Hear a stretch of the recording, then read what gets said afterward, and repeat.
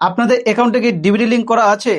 যদি আপনাদের অ্যাকাউন্টে ডিবিটি লিঙ্ক করা না থাকে তাহলে আপনারা 1 জুন থেকে অন্নপূর্ণার ভান্ডার টাকা পাবেন না, এবং কি তার সঙ্গে যত প্রকল্প আছে কোনো প্রকল্পের টাকা পাবেন না। কারণ রাজ্য সরকার একটা নতুন নিয়ম করে দিয়েছে, যত প্রকল্পের টাকা দিবে আপনাকে সবগুলো হচ্ছে ডিবিটি লিঙ্কের মাধ্যমে।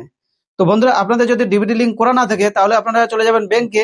ব্যাংকে যাবেন আধার কার্ড নিয়ে, ব্যাংকের বই নিয়ে এবং তার সঙ্গে মোবাইল নাম্বার নিয়ে। ওখানে গিয়ে একটা ফর্ম ফিল আপ করে জমা দিয়ে আসবেন। 2 থেকে 3 দিনের মধ্যে আপনাদের অ্যাকাউন্টে ডিবিটি লিঙ্ক হয়ে যাবে।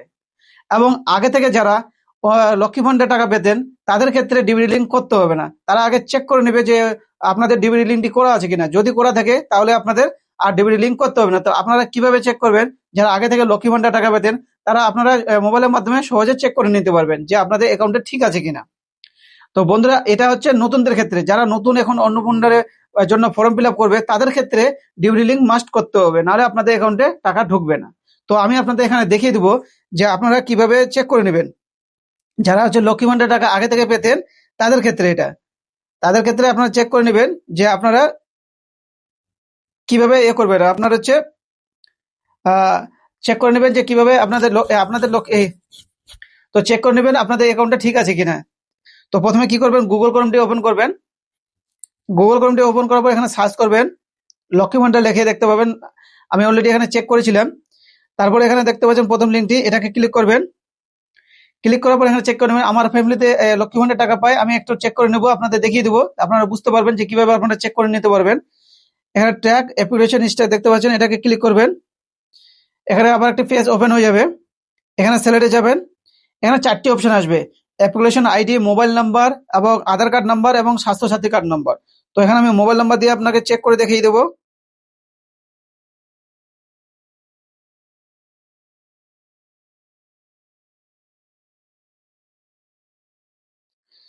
মোবাইল নাম্বার বসিয়ে দিলাম।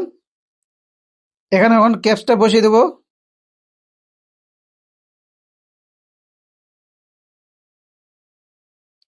সার্চ করব। নিচে চলে আসবেন, দেখতে পাচ্ছেন অ্যাপ্লিকেশন আইডি শো হচ্ছে। নিচে চলে আসবেন, পেমেন্ট স্টেটাস দেখতে পাচ্ছেন, এটাকে ক্লিক করবেন।